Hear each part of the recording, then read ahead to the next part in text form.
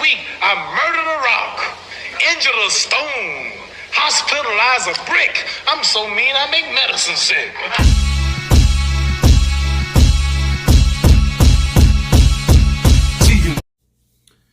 What's up, fight fans? This is Kurt DeVille with Counterpunch Boxing News, and I have some new news concerning Erislandy Lara. Erislandy Lara states that me and Jermall Charlo are the most dangerous opponents for Canelo Alvarez. Erislandy Lara is waiting for a name and a date. The former junior middleweight champion reiterated his desire to campaign at 160 pounds and face the best in that division. After having easily beaten his most recent rivals, Lara's last fight took place in May of 2001 when he brutally knocked out Cornflake Lamana in one round. His goal is to fight in May, but these days he is training with Professor Pedro Roque's gym in Miami. Despite the time that has passed since their encounter in 2014, Lara firmly believes that he can still be a threat, the greatest, in his own words, to Mexican superstar Saul Canelo Alvarez. He said, quote, "I feel good, thank God, in tremendous condition. They told me that I would fight again on May 7th. Let's see if it holds up. With God's permission, it is the same day as Canelo Alvarez, but we will see what happens from here to there," Lara told George Embro. Lara feels strongly that both he and the WBC middleweight champion Jermall Charlo are the most complex opponents for Canelo. He said, "Jermall Charlo and myself, we are the most complicated opponents for Canelo. We are the most dangerous. With me and Canelo lost and the first fight with Gennady Golovkin, I also saw him losing. In the second one, he looked good. In the second one, he beat Triple G. But I do think he lost the first one against Golovkin. Right now, they are picking and choosing opponents. They know exactly what they're doing. And so far, everything has gone well for them," Lara said. At the moment, Lara is hoping to secure a major fight at the middleweight division. He said, "That is the most important thing for me in this new 160-pound division. There are fighters like Munguia, Golovkin, Murata. I would like to fight all of those champions, but I've been waiting for a name for a long time.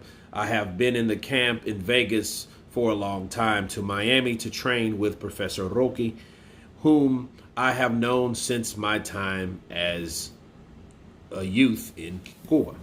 Okay. Let me counterpunch. Lara fighting Canelo again is highly unlikely. Highly unlikely. Now, he didn't say that he would like to fight Canelo again. That goes without saying. But him throwing his name in the hat like, hey, yeah, we're the most complicated and this, that, and the other. Yeah, it's good for talk. Okay. But you're looking at someone that's 39 years old. You know, you have Erislandy Lara. Erislandy Lara, I think he was born in 83. So that puts him at 39, right? And he has not done a lot, you know, in his career up until that point. Okay, so yeah, April 11th, he'll be 39. He's 38 years old. And I'm looking at those type of fights. You know, you have Lara, he's going up to 160 pounds, and he's still looking for a fight. And I haven't really seen much of him in a while. I can tell you this, his legs are not the same. He's looking more on knocking people out now versus than box. Knowing he knows how to box. Everybody knows. Canelo knows he can box. But fighting Canelo now, I don't think that would be a fight that I want to see. In fact, that's why I would least like to see Golovkin fight now. Because of the age difference. You have Canelo is in his prime, but you have to understand, Canelo was fighting these guys when he was younger. He fought Lara when he was like 23. He fought Mayweather when he was 22. Okay, so Canelo's been around for a while. Now Canelo is 30, 31, 32. He'll be 32 this year. Those guys are damn near 40. See, Golovkin and Lara, they're 40. People ducked Lara. I feel bad for him because, at least Canelo Alvarez fought him. All these other guys won't. But I got an idea for Erislandy Lara. And I think what happens, they wait for the magical Al Heyman to make some strings, which, as you can see, a lot of them don't happen. Look at Gary Russell. And as soon as Gary Russell fought, he lost. Right?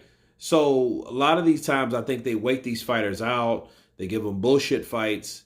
And then when they do step up, they're either too old or they haven't been in the ring long enough or enough to stay active. So it's a lot that you have to look at when you're dealing with these type fighters, especially anywhere from 154 to 160, which, I don't really see a lot of Al Heyman influence. I don't see what Al could really do for him in that situation. I think if Lara was smart, he would try to sign with Golden Boy. You know what I mean? Because if he wants Murata or Munguia, those guys, and I don't even really see him beating Munguia because Munguia is more active.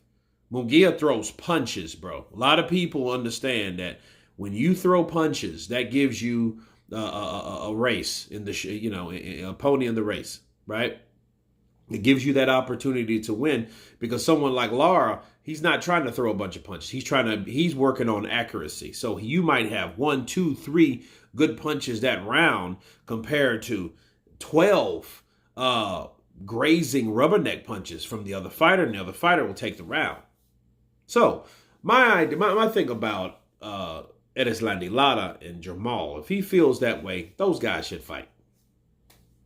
You know what I mean? Like, let the best man win, and whoever wins can campaign at Canelo and make the advisor, Al Heyman, make his job a little easier. Right? That's what I say. Because Lara, at this point, he's had his claim to fame. He made 7 figures after that Canelo fight for a very long time. I think up until the Jarrett Hurd fight. And, of course, that was a very good fight, with Canelo. With Lara and Swift Hurd. But after that, now he's getting probably like $500,000, 600,000. You know what I mean? So his paydays has dropped. And he's getting older. So I wonder how long these guys are going to do it, and they don't have much time. So I think at some point, Lara is a guy that he is good at taking risk. He went on stage and confronted Canelo and got the Canelo fight. I think he should do another power move like that, especially if he wants to be considered one of the elite junior middleweights or middleweights in the world. But anyway, you guys tell me what you think of Erislandy Lara, stating that him and Jermall Charlo are the most dangerous fights for Canelo Alvarez. Of course, please subscribe. And you guys been Counterpunch. Peace.